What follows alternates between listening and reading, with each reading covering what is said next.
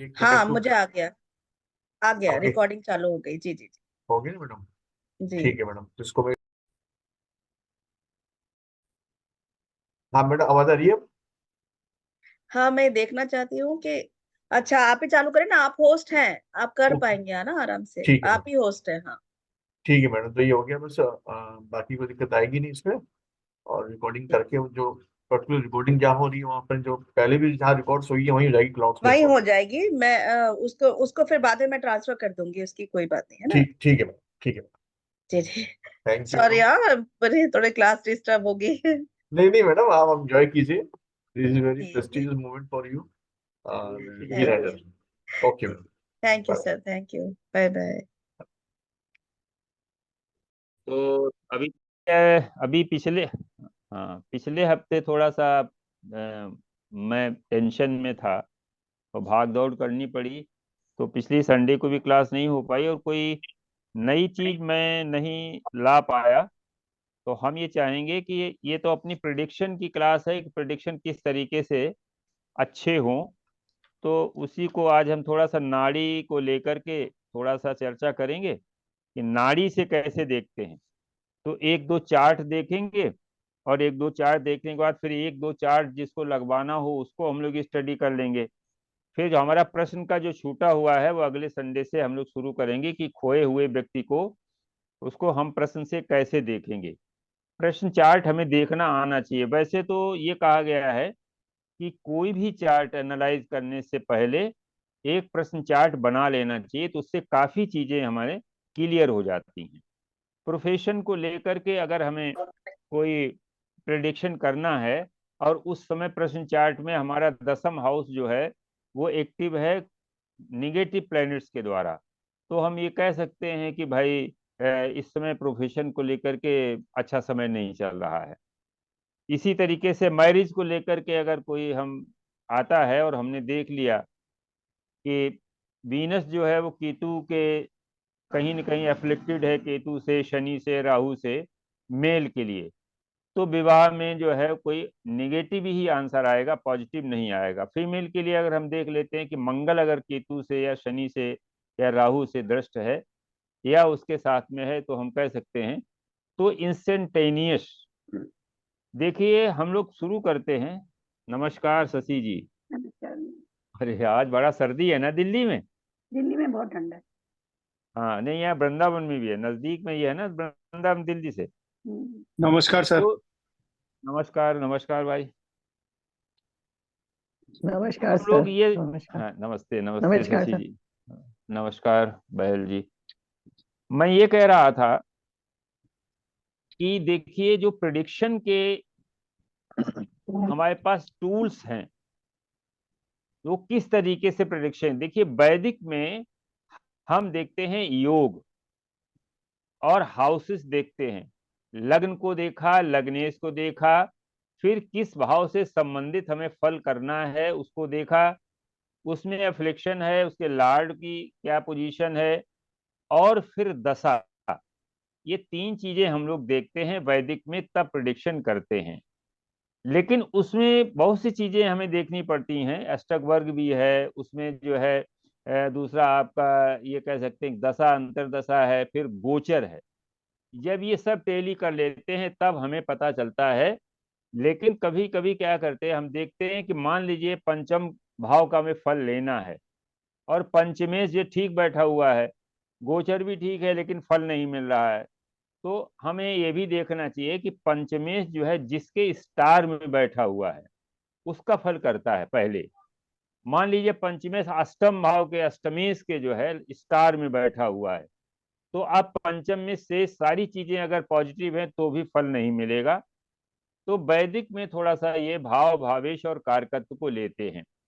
फिर केपी में हम लोग स्टार लेवल पे जाते हैं कि प्लैनेट किसके स्टार में है और किसके सब में है। वहां पर उन्होंने नक्षत्र को पुनः 9 भागों में बांट दिया है। वो जो एक एक हिस्सा है वो सब लॉर्ड कहलाता है। अब ये सब लॉर्ड जो है प्लैनेट कहाँ बैठा है, और ये चलित में देखा जाता है, सब लोग के जानते हैं, चलित में देखा जाता है कि प्लेनेट कहाँ का लॉर्ड है, कहाँ पर बैठा है, किसके स्टार में है और किसके सब में है। तो इन सारी चीजों में काफी टाइम लगता है। तीसरी स्थिति बनती है कि प्लेनेट के कारकत्व को, प्लेनेट के कारकत्व के आधार पर आप फलित कर सकते हैं। जैसे आप जानते हैं कि कुंडली जो बनती है किसी भी घटना के समय, मान लीजिए किसी बच्चे का बर्थ होता है, तो उस समय स्टार जो है, हमारे ग्रह जो हैं, वो कहाँ कहाँ पर प्लेस्ड हैं, लग्न कौन सी उदित हो रही है, उससे हमारे भाव जो है फिक्स हो जाते हैं। प्लेनेट किस राशि में बैठे हैं वो फिक्स हो जाते हैं, प्लेनेट किस स्टार में बैठे हैं वो भी फिक्स हो जाते हैं। अब हम सभी लोग जानते हैं कि जो स्टार है वो मूवमेंट नहीं करता।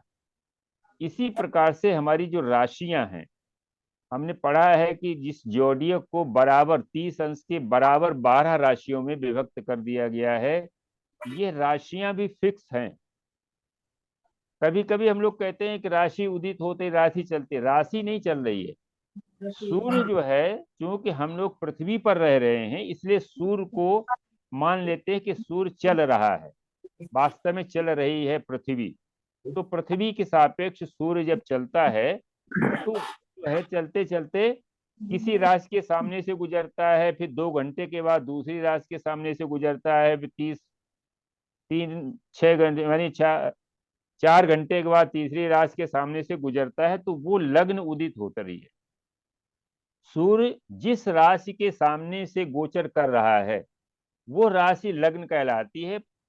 सुबह सूर्योदय के समय सूर्य जिस राशि में होता है वो लग्न है, उसी को हम कहते हैं ये लग्न उदित हो रही है। तो कहने का मतलब ये है कि स्टार हमारा फिक्स है, राशि फिक्स है, मूवमेंट केवल कर रहे हैं प्लैनेट। तो किसी जातक के जीवन में दो प्रकार की हो गई, एक तो फिक्स कुंडली हो गई नेटल, वो उसके पूरे लाइफ का उसमें पूरा ब्यौरा उसमें समझ में आ गया, पूरे लाइफ में किस तरीके से प्लैनेट बैठ करके अपना अपना फल करेंगे। और दूसरा यह है कि चेंज कैसे आता है। अब जैसे बच्चा छोटा जन्म लिया, उसके बाद फिर वो बढ़ेगा, बड़े होकर के पढ़ाई करेगा, नौकरी करेगा, शादी करेगा, तो ये घटनाएं क्यों घट रही हैं? क्योंकि प्लैनेट मूव कर रहे हैं, और मूव करते हुए ये प्लैनेट जब नेटल के प्लैनेट से इंटरेक्ट करते हैं तो घटना घटती है। नाड़ी का यही सिद्धांत है। नाड़ी के आधार पर किसी भी कुंडली के डेलिनेशन में हम ये देखते हैं कि कुंडली में जो नेटल चार्ट बना हुआ है, दो तरीके से, एक तो लग्न नहीं ली जाती है। तो फिर कहाँ से शुरू करते हैं? कहते हैं गुरु जो है बृहस्पति जीव कारक है और शनि कर्म कारक है। तो ये जीव कारक बृहस्पति को हम लग्न मान लेते हैं, वो उसे जीव लग्न कहलाती है नाड़ी में। और जीव लग्न में हमने देखा कि वो लेकर के क्या आया है, प्लेनेट लेकर के क्या आया है।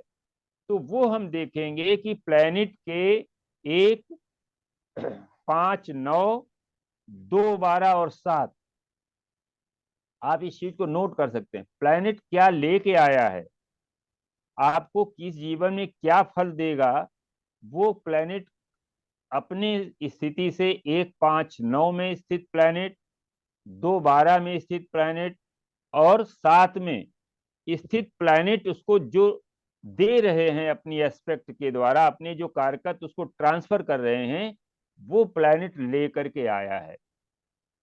एक कोई भी एक चार्ट बना लीजिए, आप सब लोग कोई एक चार्ट बना लीजिए, किसी एक प्लेनेट को रख लीजिए कहीं पर, उसके त्रिकोण के लिख लीजिए, त्रिकोण में पॉइंट लगा लीजिए, उसके 2, 12 में लगा लीजिए, सप्तम में लगा लीजिए।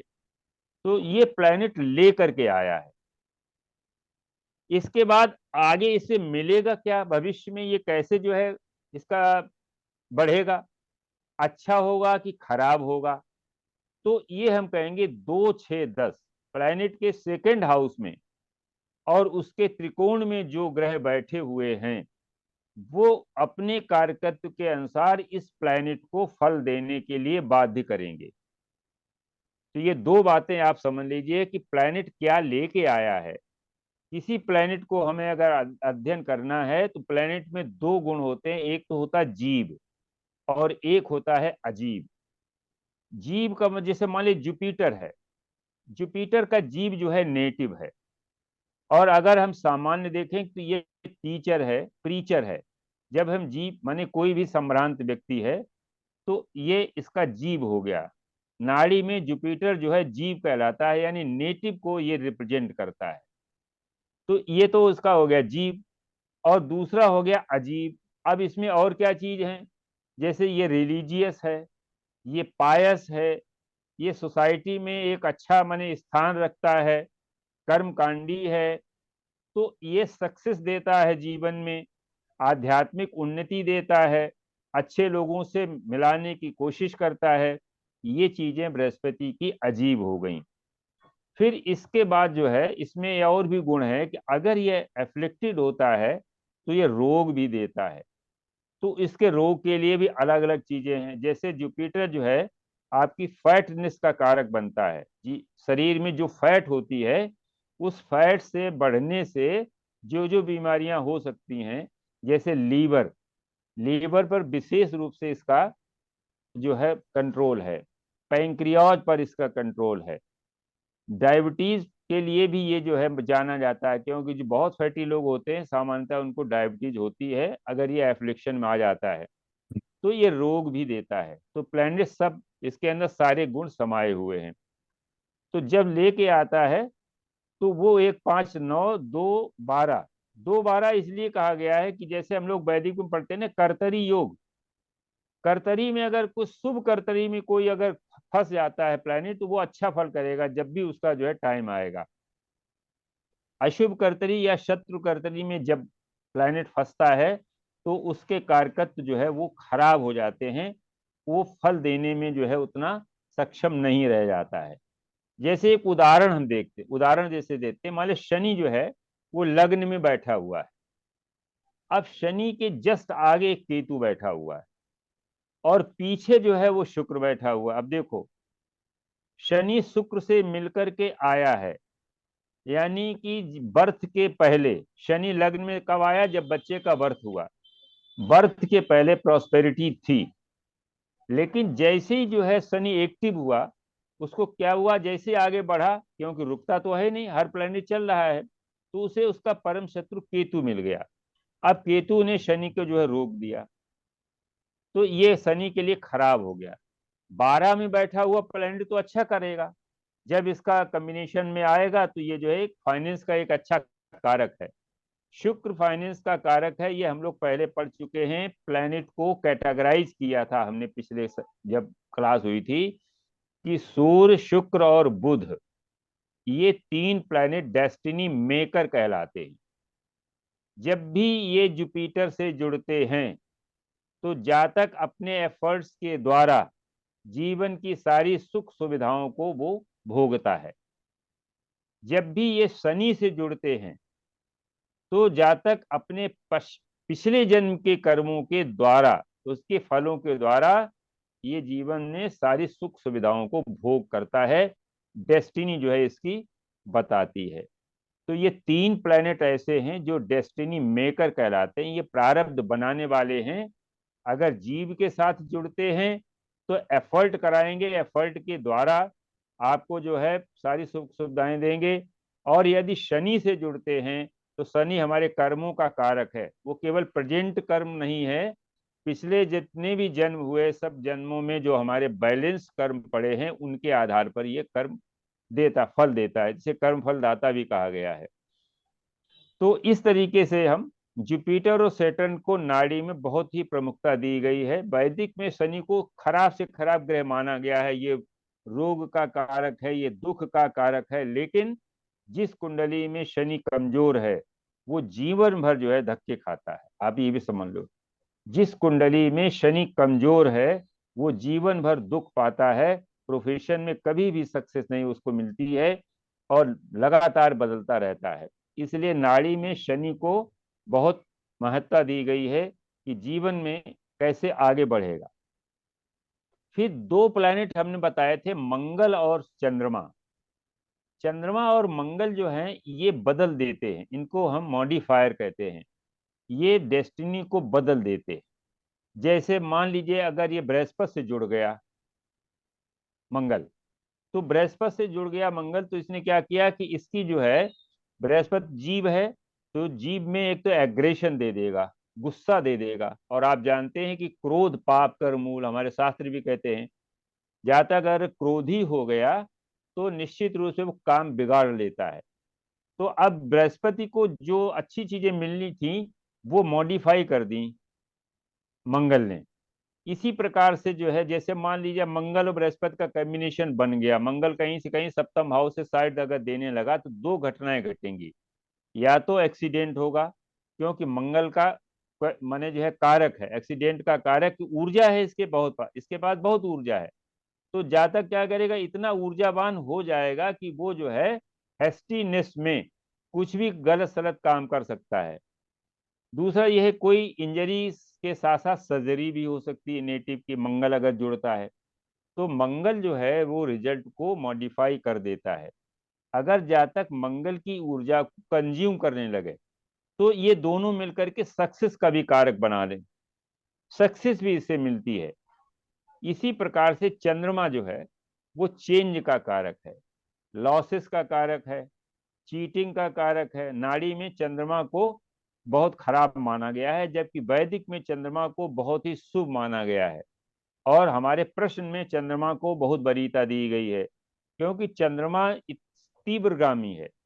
वो किसी भी रिजल्ट को तुरंत जो है आपको बताएगा। प्रश्न चार्ट में अगर चंद्रमा जो है इत्साल कर रहा है, लगने से कर रहा है या कार्य से कर रहा है, तो आप समझ लीजिए कि वो तुरंत जो है घटना घटेगी, पॉजिटिव घटेगी।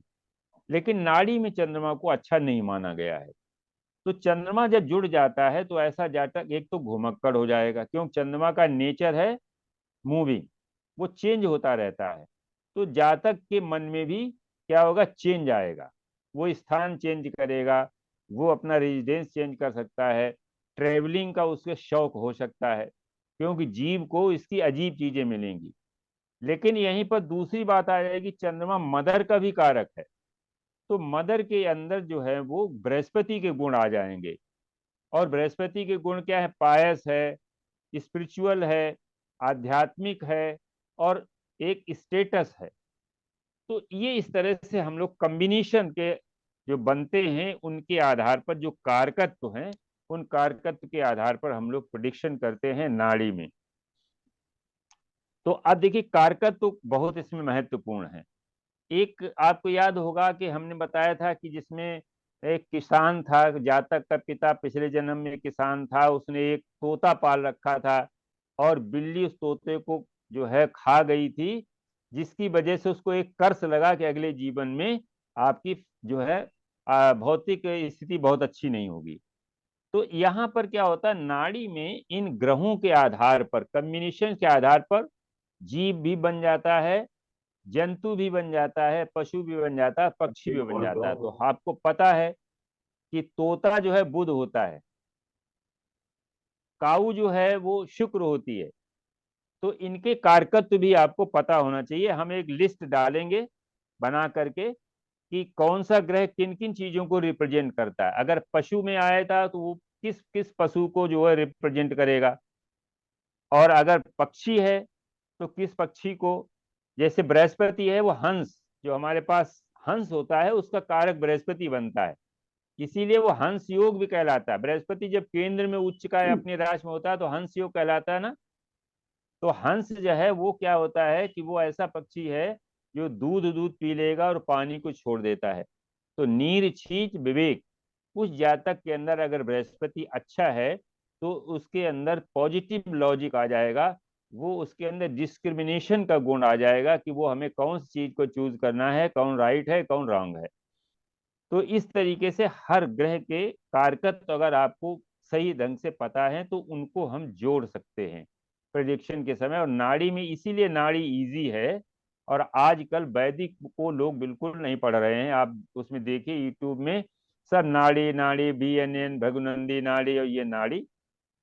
तो कुछ कारकत्व जो है जैसे हम अगर बताएं तो जैसे मान लीजिए बृहस्पति है वो जीव कारक है, हमेशा याद रखिए।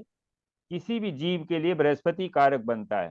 अगर मान लीजिए किसी मेल के लिए है तो उसकी सारी कैरेक्टरिस्टिक्स जो है वो बृहस्पति पर पड़ने वाले अन्य ग्रहों के प्रभाव से हम उसको प्रदर्शित करेंगे, उसकी अपीयरेंस कैसी होगी। और ये हमने बताया है कि 1, 5, 9, 2, 12 और 7 बृहस्पति से 1, 5, 9, 2, 12, 7 में बैठे हुए ग्रह बृहस्पति पर जो इम्पैक्ट डालेंगे वो उस जातक की कैरेक्टरिस्टिक्स होंगी और वो उसकी अपीयरेंस होगी। जैसे मान लिया बृहस्पति को चंद्रमा देख रहा है, सप्तम दृष्टि से देख रहा है, तो उसके रिजल्ट को तो मॉडिफाई करेगा ही, साथ में उसकी अपीयरेंस को और अच्छा बना देगा, क्योंकि चंद्रमा अच्छा है तो अपनी जो है वो अपीयरेंस उसके साथ जोड़ देगा। तो ये इस तरह से हम लोग फलों को देखेंगे। तो जैसे सूर्य जो है वो पिता का कारक है और नेचुरल जोडियक में पंचमेश है, इसलिए पुत्र का भी कारक माना गया है नाड़ी में, पिता का कारक है पिता, इसलिए सूर्य को पिता क्यों कारक क्यों बनाया गया? आप ऐसे समझिए, सूर्य इस सौर मंडल का राजा है, इस पूरे सौर मंडल को कंट्रोल करता है, इसलिए सूर्य को जो है वो माना गया है कि वो आत्मा का कारक है। तो पिता क्या करता है? फैमिली को कंट्रोल करता है, पिता फैमिली को कंट्रोल करता है, इसलिए पिता का कारक बन गया सूर्य। किसी फैमिली में जो कंट्रोलर है वो फादर होता है, तो इसलिए सूर्य। अब इसके बाद सूर्य राजा है सौरमंडल का, तो राजा को भी ये रिप्रेजेंट करेगा। आज के युग में मंत्री है, प्रधानमंत्री है, राष्ट्रपति है, ये भी सूर्य के ही अंतर्गत आते हैं। नेम फेम का कारक है सूर्य, तो ये भी जो है क्योंकि वो राजा है तो राजा की प्रशस्ति होगी, नेम फेम होगा। गवर्नमेंट का ये शनि का संबंध यदि सूर्य से जुड़ जाता है और इसमें अन्य प्रभाव ठीक है तो ऐसा जातक सरकारी नौकरी करता है। आप हम लोग ग्रुप में जितने भी बैठे हैं उनका शनि और सूर्य कहीं न कहीं से जुड़ा जरूर होगा। शशि जी आप बताइए, आपका शनि सूर्य में कोई है जी हाँ, रिलेशन? दोनों साथ बैठे हैं। सप्तम हाँ में। तो वो गवर्नमेंट हो गया। पिता से दूरी बनाए रखी होगी, ये भी होता है कि अगर साथ नहीं होते हैं तो पिता से। नहीं, पिता के तो साथ ही रहे कानपुर में, वो भी रहे कानपुर में भी रही। अच्छा अच्छा, पिता तो से तो बहुत जुड़ा। बृहस्पति की दृष्टि बृहस्पति जरूर होगी। लग्न में है बृहस्पति, और ये 5th में है, स्थिर दृष्टि है। हाँ तो वो बता रहा है ना कि अगर बृहस्पति की दृष्टि ना होती तो पिता से ये अलग करे, ये भी है। पिता पुत्र में अच्छी ट्यूनिंग नहीं होती है यदि सूर्य शनि एक साथ हैं। तो गवर्नमेंट का भी कारक है, अगर किसी का भी चार्ट में शनि सूर्य से मिल रहा है, कहीं न कहीं संबंध बन रहा है, तो अगर वो प्रोफेशन करेगा तो सरकारी नौकरी करेगा। मेरी कुंडली में भी ये रिलेशन है और मैंने जो है सेमी गवर्नमेंट में ही था, लेकिन गवर्नमेंट से सैलरी आती थी। तो जितने भी लोग हैं अगर जो जॉब करते हैं सरकारी जॉब में है, शनि और सूर्य कहीं न कहीं जो है वो उनका कनेक्शन में है, तो मेरा गवर्नमेंट सप्तम का है। भी कारक है। मेरा आपका सप्तम शशि जी? हाँ सप्तम में जी, सप्तम में है। आमने सूर्य सामने है ना? हाँ, आमने सामने है और हाँ तो सूर्य वो के हो साथ गया। बृहस्पति भी है। हाँ इसीलिए नहीं तो फादर से बहुत दूरी हो जाती। बृहस्पति क्या करता है, बीच में कोई ऐसा आता है, जब कहीं मान लीजिए कोई अगर अनबन हुई भी तो बीच में आकर के वो उसको सुलझा देता है। बृहस्पति को आप ये समझिए कि ये बहुत ही पायस ग्रह है, किसी भी खराब से खराब कॉम्बिनेशन को ये शुद्ध कर देता है। और इसीलिए जो है के एन राव साहब ने बताया है कि इसकी दृष्टि में गंगा जल है, गंगा जल सबको पवित्र कर देता है। तो बृहस्पति की दृष्टि सबसे खराब कॉम्बिनेशन पर भी जो है अगर पड़ जाती है तो भी ये जो है बचा लेता है उसको। जैसे मान लिया अगर डाइवोर्स होने को है और बृहस्पति कहीं गोचर में आकर के उसमें जो है उसने दृष्टि दे दी उस कॉम्बिनेशन पर जो सेपरेट कर रहा है, तो डाइवोर्स बच जाएगी। तो बृहस्पति माने जो है एक अच्छा ग्रह है। तो इस तरीके से हम लोग ग्रहे देखेंगे। सर्वा यस्य केंद्रे बृहस्पति। हाँ जी, किम कुर्वन् ग्रहे सर्वा यस्य केंद्रे बृहस्पति। अब देखो पहले समझो, केंद्र के 4 स्थान होते हैं, 1, 4, 7, 10, ठीक है ना? लग्न में जब बृहस्पति बैठता है तो लग्न में बैठ करके उसको एक्सपेंड करता है। बृहस्पति जो है एक्सपेंशन का भी कारक है, यानी उस जातक को एक्सपेंड करेगा, सोशल बना देगा और सोसाइटी के काम आएगा ऐसा जातक। प्लस उसमें और भी जो ग्रह अगर अपनी साइड दे देंगे तो वो हो जाएगा, लेकिन ऐसा व्यक्ति सोसाइटी में जरूर काम करेगा। दूसरा यह है वहां से पंचम दृष्टि से पंचम हाउस को देखेगा। पंचम हाउस हमारे पूर्व कर्म हैं जो हमारे संचित हैं, इसमें अगर निगेटिविटी नहीं है तो शुभ कर्म कहेंगे, निगेटिव है तो जो है पूर्व जन्म हमारे अच्छे नहीं है, वहां कोई पापी ग्रह बैठा है। तो हमारा पूर्व पुण्य को देखता है। पंचम हाउस में बहुत सी चीजें हैं, हमारा इंटेलिजेंस है, हमारी क्रिएटिविटी है, हमारी स्पोर्ट्स की है, हमारा कंपटीशन भी है, हमारी इम्यूनिटी है शरीर की। तो उसको देख करके वहां पर गंगा जल छिड़केगा, उसको पवित्र बना देगा।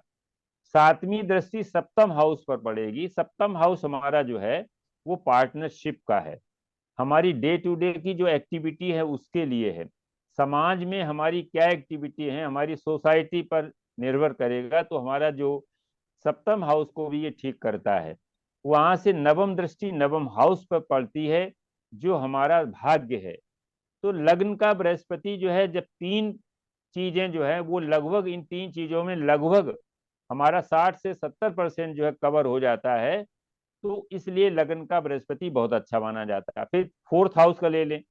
नेचुरल जोडियक में फोर्थ हाउस में कर्क राशि आती है, जहां पर बृहस्पति उच्च की तरह व्यवहार करता है। अब यहां से अष्टम हाउस को देखेगा। अष्टम हाउस में हमारी लॉन्गिविटी है, हमारा जो है आयु है, उसको देखेगा। तो अष्टम हाउस हमको प्रॉस्परस करेगा। ट्वेल्थ हाउस में हमारे क्या है, एक्सपेंडिचर्स हैं, हमारे जो है बेड प्लेजर्स हैं, हमारे जो है जो भोग हैं, तो उसको देखेगा। तो हमारी पॉजिटिव डायरेक्शन में ट्वेल्थ हाउस हमारा पॉजिटिव डायरेक्शन में कार्य करने लगेगा। निगेटिव में क्या होता है, निगेटिव में हमारे जो खर्चे हैं वो अनावश्यक खर्चे होते हैं, खराब स्थिति, खराब जगहों पर वो पैसा खर्च होता है। लेकिन वहीं पर अगर चैरिटी में खर्च हो, हॉस्पिटल में किसी की हम सेवा करें, हॉस्पिटल में दान दे दें, तो ये फोर्थ हाउस का जो है बृहस्पति हमको 8 और 12 को ठीक कर देता है। और हमारा दसम हाउस जो है हमारी आजीविका का है, तो हमारी आजीविका को भी ये ठीक कर देता है। वहां पर भी दसम हाउस में अगर बृहस्पति की दृष्टि पड़ रही है, तो ऐसा जातक जो है वो हेरा फेरी, अनएथिकल जो है वो इनकम से घबराएगा, वो दूर रहेगा। और ये भी है, अगर वो अनएथिकल इनकम करता है तो बृहस्पति उसको कहीं न कहीं फंसा भी देगा। आप ये भी समझ लीजिए, बृहस्पति की दिशा में अगर आप काम करेंगे तो ये पॉजिटिव बना रहेगा, और बृहस्पति के विपरीत दिशा में अगर काम करेंगे तो ये निगेटिव हो जाएगा। तो इस तरीके से हमारे चार एक जगह बैठता है। सेवेंथ हाउस का हाँ जी जी। सेवेंथ हाउस का बृहस्पति सेवेंथ हाउस में बृहस्पति देखिए क्या होता है, मैरिज की दृष्टि से ये अच्छा नहीं है, क्योंकि ये उसी प्रकार से है जो लोग अपने बेडरूम में एक मंदिर बना लेते हैं। बेडरूम में मंदिर नहीं होना चाहिए, क्योंकि वो भोग का हाउस है, पार्टनरशिप का हाउस है, मैरिज का है, कंजुगल ब्लिस का हाउस है। जबकि बृहस्पति जो है वो एक धार्मिक ग्रह है, जो शुक्र, इसीलिए देखिए शुक्र और बृहस्पति दोनों ही बहुत परम ज्ञानी है, दोनों की जो है वो ओपिनियन अलग अलग है। तो बृहस्पति अगर सप्तम में है तो विवाह की दृष्टि से अच्छा नहीं है, लेकिन वो लग्न को बलवान करता है। वहां से 11th हाउस हमारे गेन्स का है, वो गेन्स को बढ़ाता है। और थर्ड हाउस हमारा पराक्रम का है, हमारी ट्रेवल्स का है और कम्युनिकेशन का है। तो सप्तम का बृहस्पति एक अच्छा कम्युनिकेशन बना देता है। ऐसे जातक का कम्युनिकेशन अपनी बात को एक्सप्रेस करने में उसमें बहुत अच्छा रहता है, अच्छी तरीके से अपनी बात को वो कह सकता है। इसी प्रकार से दसम का बृहस्पति आप देखिए, दसम का बृहस्पति जहां बैठा है उसको तो करेगा ही। और चतुर्थ भाव हमारा क्या है, होम की पीस है, घरेलू सुख शांति है, ग्रह कला नहीं होती है। अगर वहां पर कोई निगेटिव इफेक्ट नहीं है, अगर है भी तो बृहस्पति देख रहा है तो उसको ठीक करेगा। हमारी प्रॉपर्टी का है, हमारी जो है एजुकेशन का है, मदर का भी कारक है। लेकिन दसम का बृहस्पति नेचुरल जोडियक में नीच का होता है, इसलिए बहुत अच्छा नहीं माना गया है। दृष्टि उसकी अच्छी बन रहेगी, लेकिन दसम से संबंध फल उसके बहुत अच्छे नहीं होंगे, क्योंकि नेचुरल जोडियक में वो वहां पर वो नीच का हो जाता है। तो इसलिए हम देखते हैं कि क्यों वो ऋषियों ने कहा करियर है में कि क्या यश करेगा? केंद्रीय बृहस्पति। हाँ जी, वो करियर क्या में क्या बता, करेगा? दशम में गुरु बैठा है, तो दशम हाउस दसम में कर्म का गुरु है, बैठा है तो हाँ, कर्म करियर का के है, लिए। वहां नीच का है। लेकिन कर्म वो सरकारी जॉब दिला देगा, क्योंकि शनि बृहस्पति का धर्म कर्म योग बन जाएगा। भले ही वो नीच का है, उसके तहत तो थोड़ा कमजोर हो जाएंगे, वीक हो जाएंगे। लेकिन नेटिव को जो है वो एक अच्छे जॉब उसमें दिलाने की कोशिश करेगा, बशर्ते कि केतु वगैरह से संबंध उसका ना बने। केतु है और मंगल है, इनसे अगर संबंध नहीं बनता है तो जॉब वो अच्छा इजी गोइंग जॉब जो है उसको मिल जाएगा। किसी का दशम में बृहस्पति है? ये मेरी एक उसका है, मेष लग्न है और गुरु है दशम में। नमस्कार जी, मेरे ब्रदर का है। हाँ जी शनि ना, भी वही बैठा है। हाँ जी।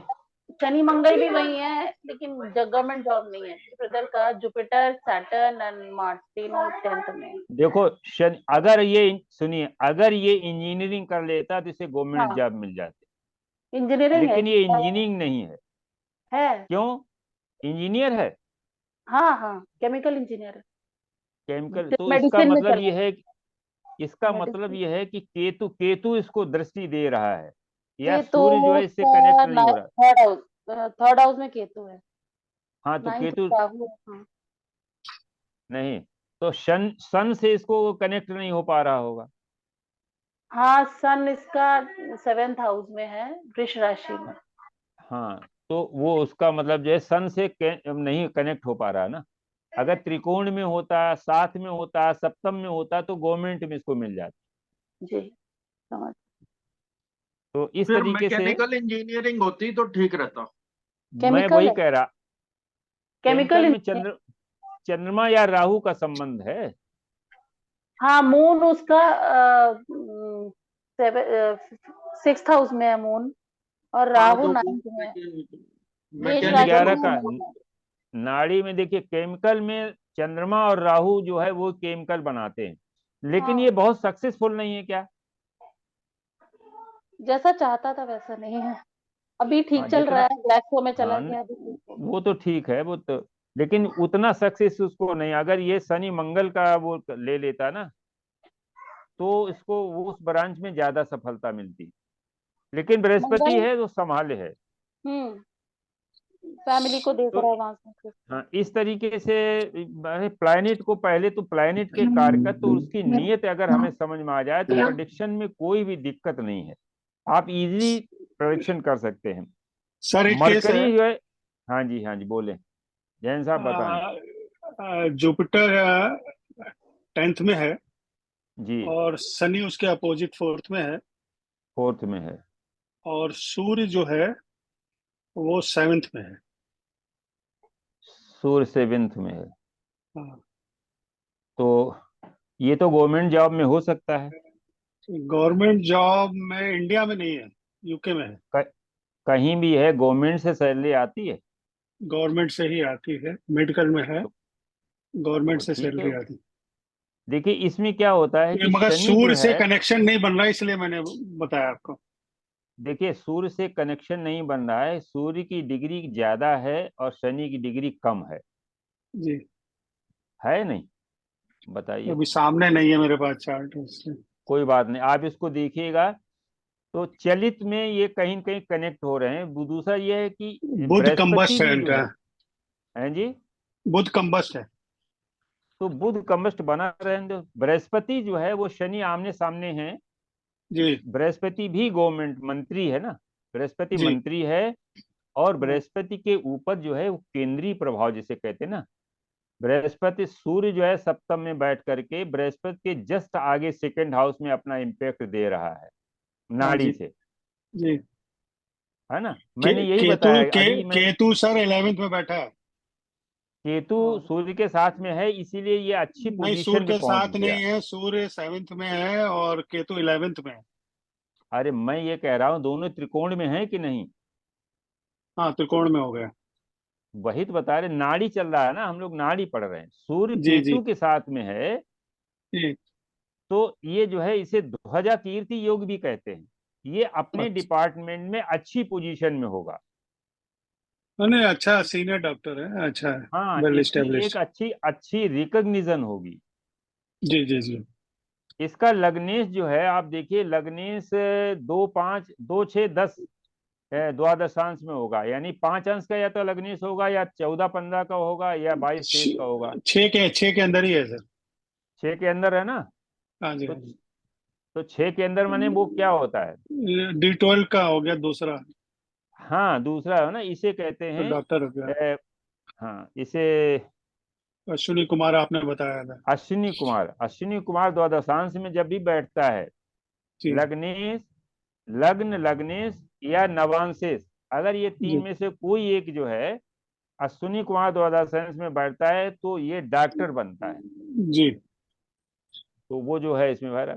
तो देखिए केंद्रीय प्रभाव भी काम करता है ना, वैदिक अगर देखें तो इसमें जी। केंद्रीय प्रभाव भी कार्य कर रहा है कि ओके दसम ओके। का ग्रह जो है, दसम जी का ग्रह वो उस पर उसी प्रकार से प्रभाव डालता है, क्योंकि दसम का ग्रह सेकंड हाउस को रिप्रेजेंट करता है। आप समझिए जी शनि, शनि जो है वो सूर्य से दसम में बैठा हुआ है, जी वो दसम उसका इम्पेक्ट डाल रहा है वो सेकंड हाउस में, सूर्य से सेकंड हाउस में। जी और सूर्य जो है जो सप्तम में बैठ करके वो 11th थर्ड हाउस में अपना इम्पेक्ट दे रहा है। जी। वो शनि अभी वहां से मिल करके आया है। हाँ बृहस्पति हाँ हाँ। मंत्री है और केंद्रीय प्रभाव सूर्य का बृहस्पति के ऊपर है, इसलिए ये गवर्नमेंट का पूरा शुद्ध गवर्नमेंट का जॉब बनता है। उसको हमें कनेक्ट करना आना चाहिए। यहाँ से कुछ फॉरेन से भी कोई लिंक बनता है क्या? राहु जैसे कि चंद्रमा होगा साथ साथ, राहु चंद्रमा की कनेक्शन होगा कोई। चंद्रमा ये स्कॉर्पियन है और राहु 5th हाउस में राहु 5th है, हाउस में है। शुक्र के साथ है।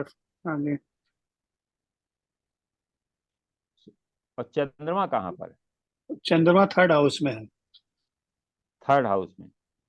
जी तो थर्ड हाउस में केतु का बन गया ना, केतु चंद्रमा का बन गया, ये भी जाएगा लेकिन सेटल नहीं हो पाएगा वहां, विदेश जाएगा, सेटल यहाँ होगा आकर के। अच्छा, ऐसा है कि वापसी संभव है, लग तो नहीं हाँ रहा। घर नहीं, वर खरीद लिया, 100%, घर हंड्रेड वर ले परसेंट लिया है वहां पे।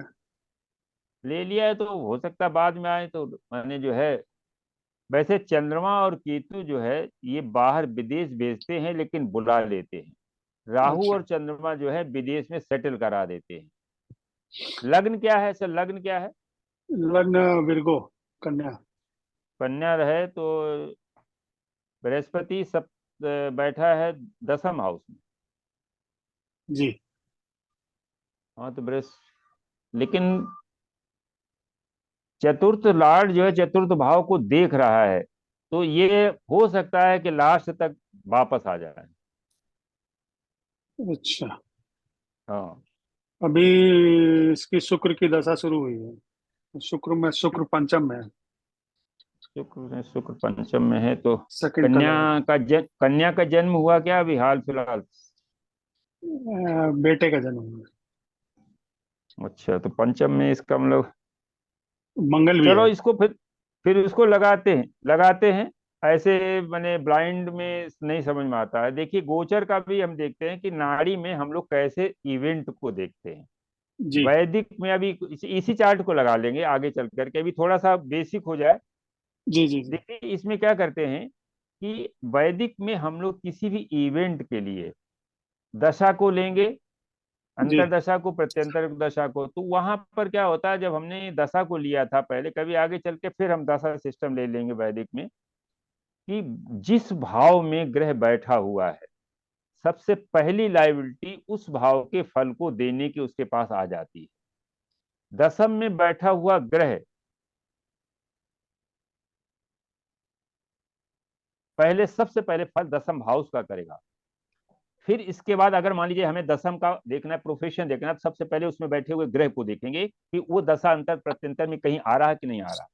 और ये आप सभी लोग इसको आप चेक कर सकते हैं, जो लोग भी जॉब कर रहे हैं या जिन्होंने भी जॉब किया है, जब इन्होंने पहला ज्वाइन किया तो दसम में बैठे हुए ग्रह दशा अंतर प्रत्यंतर में कहीं न कहीं इन्वॉल्व था।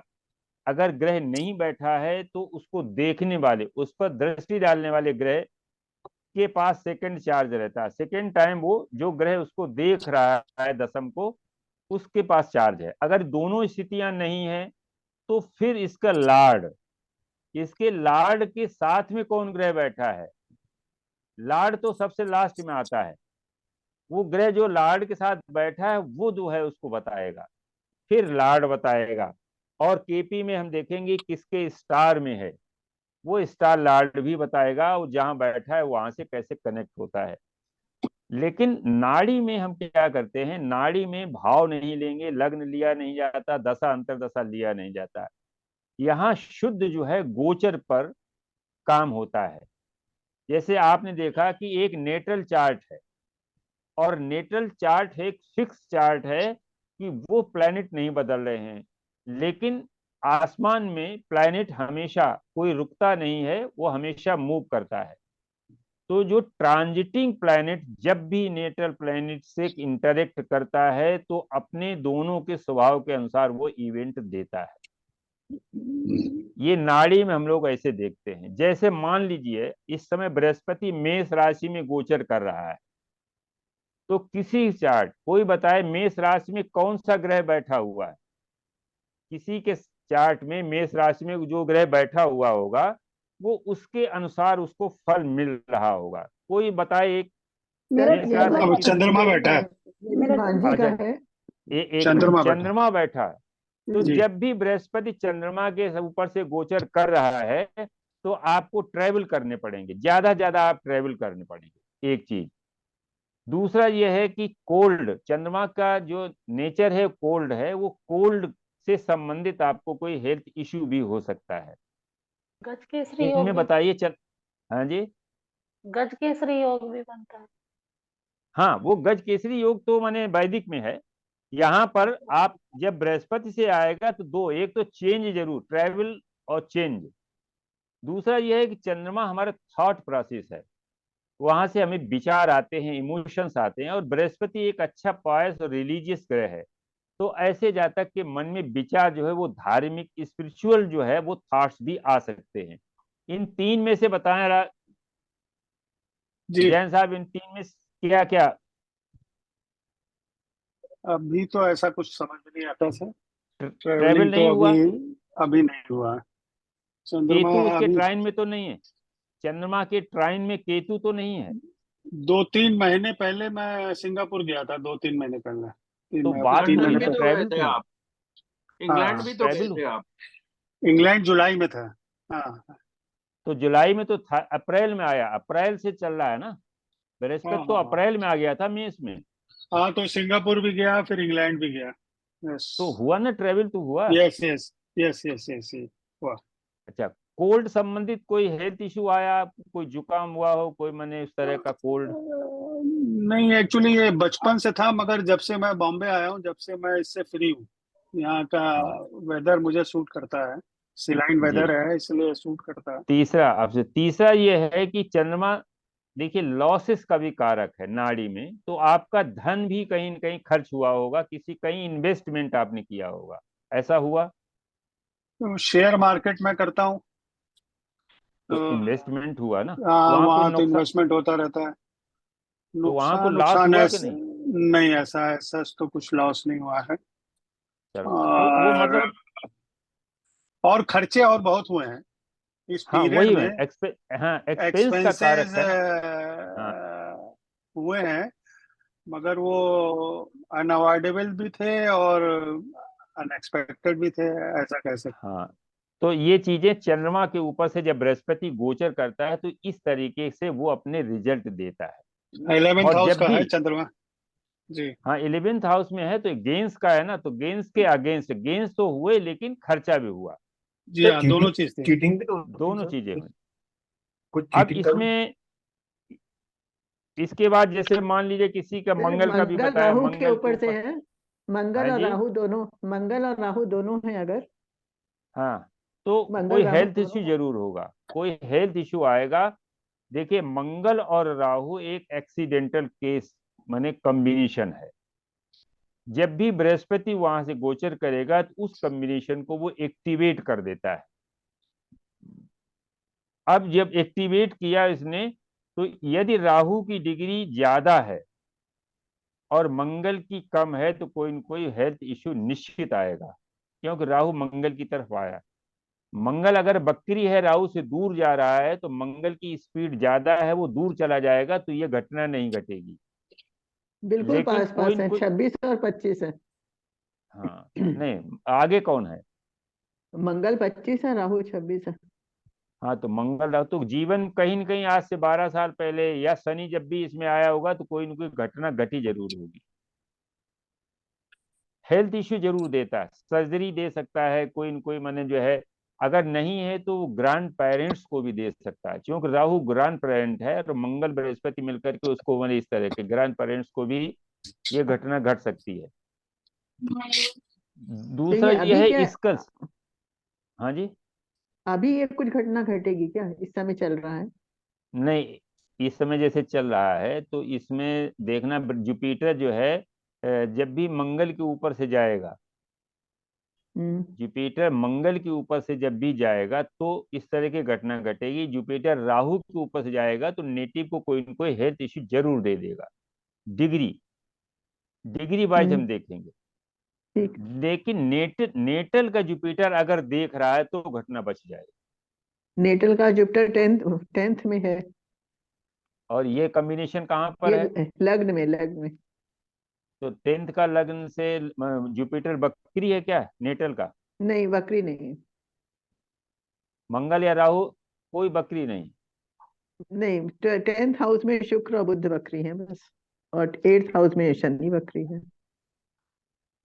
तो शनि बकरी 8th हाउस है तो बकरी के पीछे चला गया तो शनि तो ऑलरेडी एक्टिवेट कर, तो जीवन में एक बार ये घटना घटी कि नहीं घटी? कोई एक्सीडेंट, नहीं, कोई एक्सीडेंट तो नहीं हुआ है। कोई सर्जरी? एक एबॉर्शन हुआ था इसका।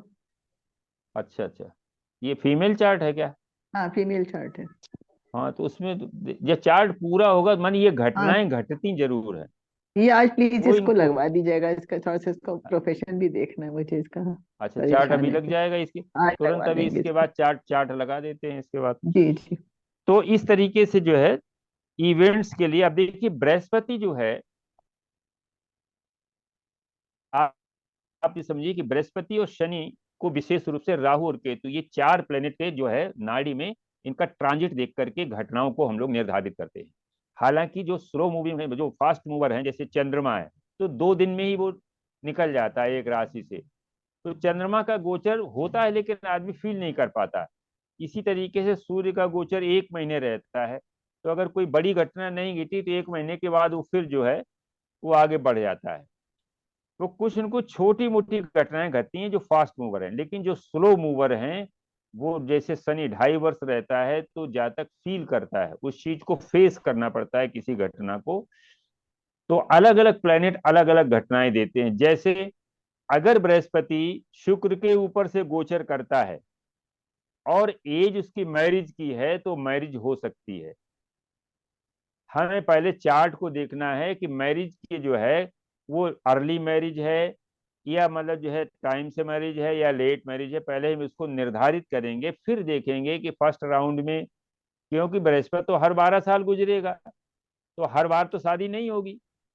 हमें एज का भी ध्यान रखना है कि एज जो है किस एज का, अगर वो सेकंड राउंड में या थर्ड राउंड में बृहस्पति शुक्र से गोचर कर रहा है तो फिर हम कह सकते हैं कि मतलब जो है उसकी शादी हो जाएगी या होगी। अगर मान लो शादी हो गई है और बृहस्पति शुक्र के ऊपर से गोचर कर रहा है तो फीमेल चाइल्ड जो है आने की संभावना पूरी पूरी से होती है।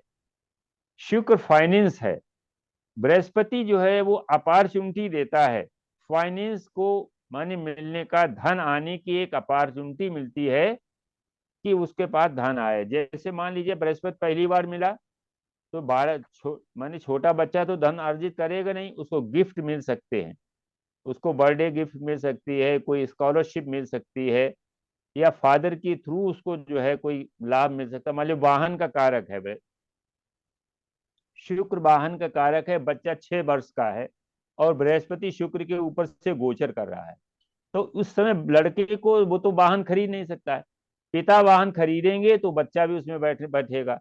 तो हमें देश काल पात्र को ध्यान रख करके फल निकालना है। शुक्र के ऊपर से जब बृहस्पति का गोचर होता है तो शादी भी होती है, वाहन भी मिलता है, मकान भी मिलता है, बच्चा भी पैदा होता है, फीमेल चार्ट भी पैदा होता है। तो इसको हमें ध्यान रखना है कि कौन सा फल हमें किस तरह से लेना है।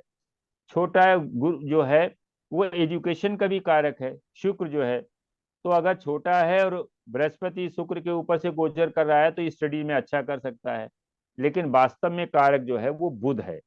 बुध के ऊपर से जब बृहस्पति का गोचर होगा तो निश्चित रूप से ऐसा जातक स्टडी में अच्छा करेगा, परसेंटेज बढ़ेगा। जब भी बुध के ऊपर से शनि या केतु का गोचर होगा परसेंटेज बहुत नीचे आ जाएगा। परसेंटेज जो है वो माने अनएक्सपेक्टेड जो है डाउन हो जाएगा जब भी बुध के ऊपर से शनि का या केतु का गोचर होता है। मंगल का गोचर भी अच्छा नहीं होता है, क्योंकि मंगल भी बुध का शत्रु माना गया है, तो उसके कारकत्व को वो खराब कर देता है। तो इस तरह से गोचर में हम इसको निकालते हैं।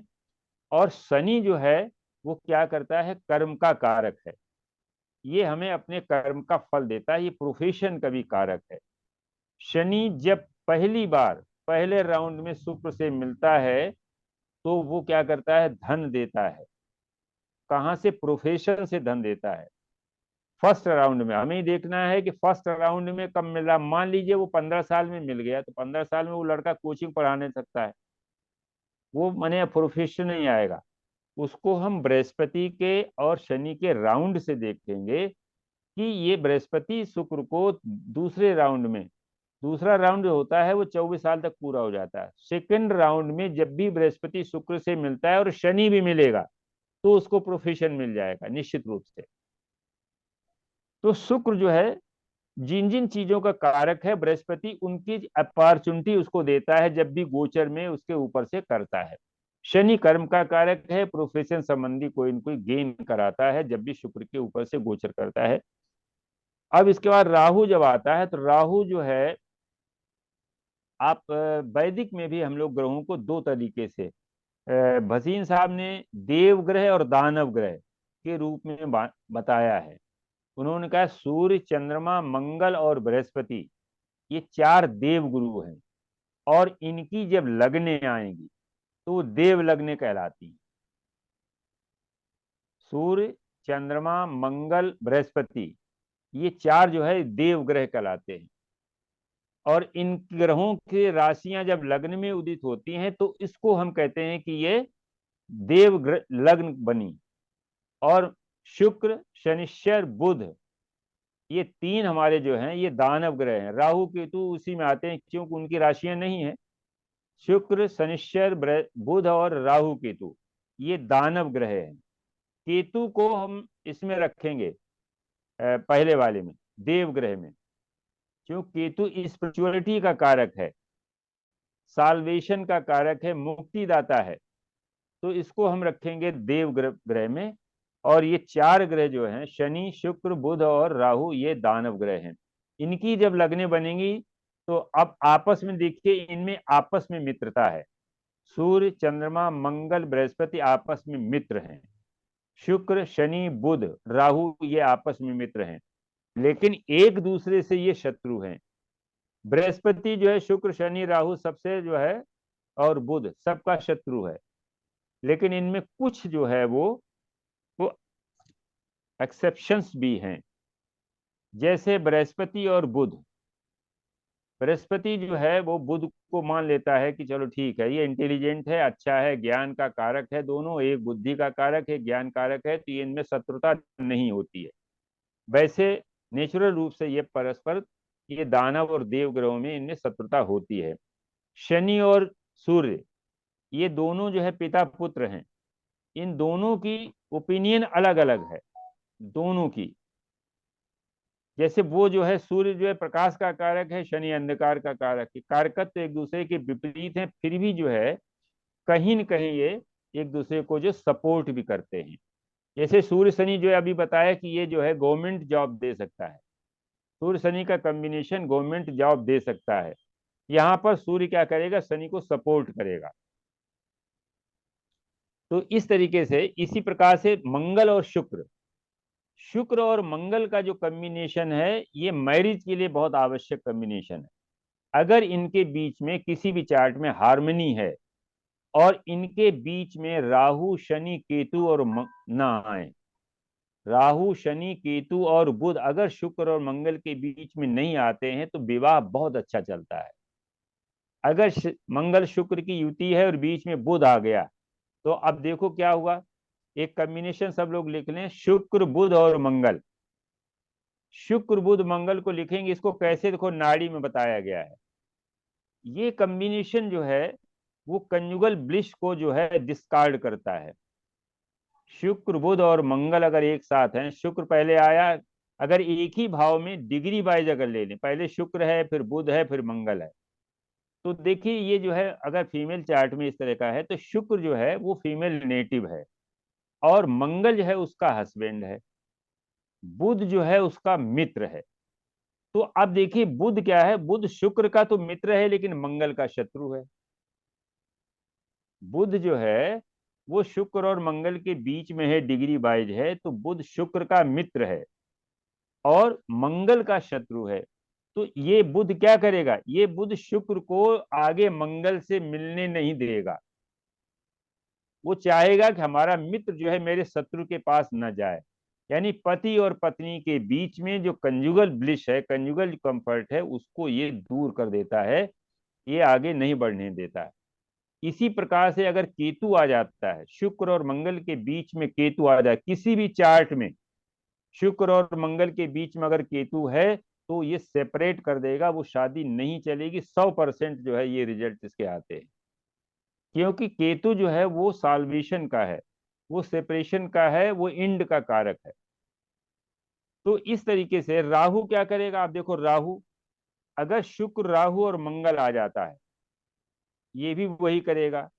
राहु मंगल का परम शत्रु है लेकिन राहु शुक्र का मित्र है, तो जब भी शुक्र मंगल की तरफ आगे बढ़ेगा राहु उसको रोक देगा। ये विवाह में आपसी जो है मतभेद हमेशा बना रहेगा अगर शुक्र मंगल के बीच में राहु आ जाता है। तो ये बहुत प्रैक्टिकल चीजें हैं, किसी भी चार्ट में आप लगा के देखिए, अगर ये चीज आती है, इस तरह से इंटरफियर आता है, चाहे गोचर में ही आ जाए तो भी उस समय के लिए एक टेम्परेरी सेपरेशन जो है जरूर दे देगा। उसमें चाहे वो मायके चले जाएं या अगर जॉब करते हो तो दूसरी जगह ट्रांसफर हो जाए, ये होता जरूर है। तो इस तरीके से जो है इनको हम लोग देखेंगे।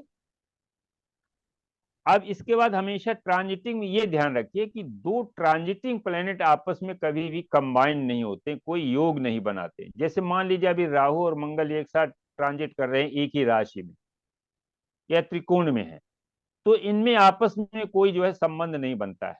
संबंध हमेशा बनेगा एक ट्रांजिटिंग हो और एक नेटल हो, तब इनमें संबंध बनेगा और वो कोई न कोई घटना इसमें घटेगी। तो इस तरीके से हम लोग जो है इसको देखेंगे। अब कोई चार्ट हम लोग ले लेते हैं, अगर किसी को कोई चार्ट लगाना हो, नहीं तो एक चार्ट पहले हम इसको ट्रांजिट को देखो समझने के लिए एक चार्ट पहले लगाते हैं। अखिलेश जी चार्ट लग जाएगा क्या? सर एक चार्ट है मेरे पास, लग उसका जाएगा ना सर। किस हुआ है हाँ सर, ट्रांजिट। चलिए हाँ एक चार्ट है, बोले मैडम।